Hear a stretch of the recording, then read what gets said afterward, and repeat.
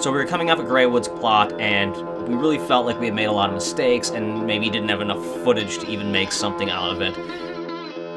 And that's when I got the phone call. El Rey Network was shooting this program, Rebel Without a Crew, and they asked if I would be able to make a feature film for $7,000 that we could shoot in 14 days if I had a script available to send them. I put together a poster, a synopsis, and an outline for the movie with some scenes and some other stuff. And I basically just wrote little scenes for stuff that I already had, and I sent it off to them and told them that I would have a script available.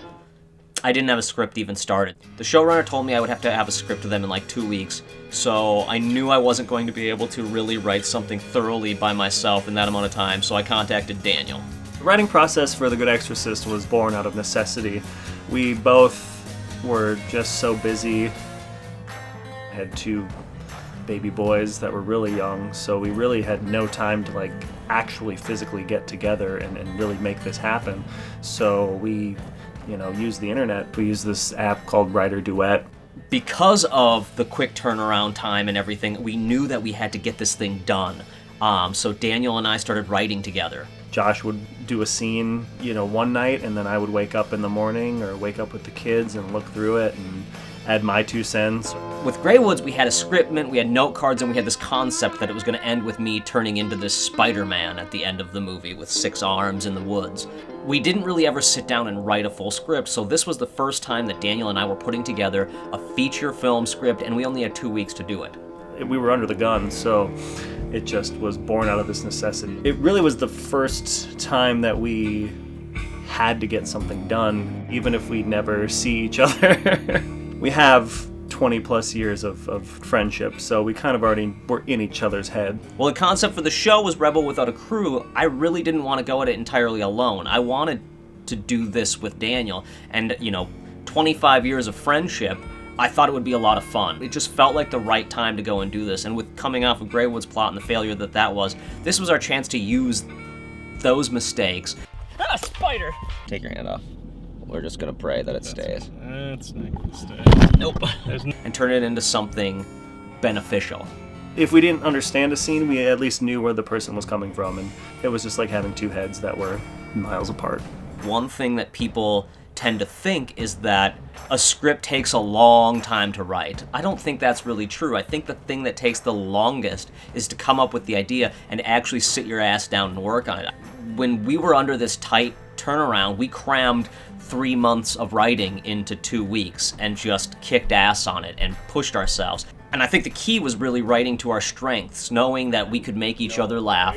We would write those jokes into this script, pushing it in the direction that we naturally wanted to write or naturally knew we could write. Writing Father Gill and knowing that I would embody this character, I think Josh and I really liked sort of surprising one another and like one-upping one another, and that's always kind of been a thing for us, is not trying to outdo the other one, but like to really think outside the box and then bring it to a new place where we can come back and be like, oh shit, like that's wild. I never thought you would write that or say that or do that.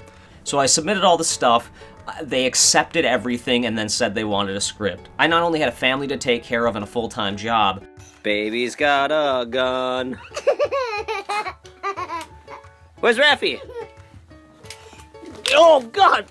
I was trying to write this and think inside of the box that Rebel Without a Crew was going to put me in. So I really had to force myself to sit down and just write and write and write and not stop typing. This is the vomit draft. And honestly, we didn't change things that much from the vomit draft to the final version of the movie.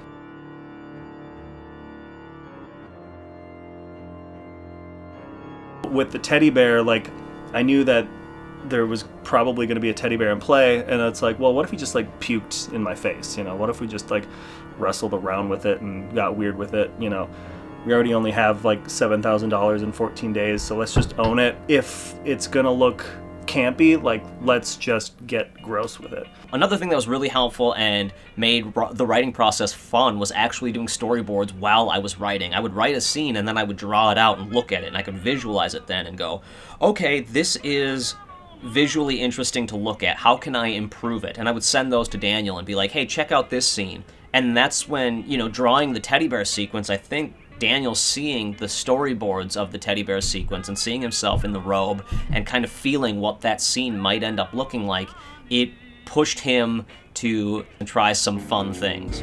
With writing The Good Exorcist, what really got me into that place personally was just trying to figure out motivation for these characters, who these characters were, and then also, what does it look like when their world just crumbles? Like when the craziest fucking thing happens. Josh does really good at seeing the big picture, and he really is the structure. He builds the acts, the 3-act parts.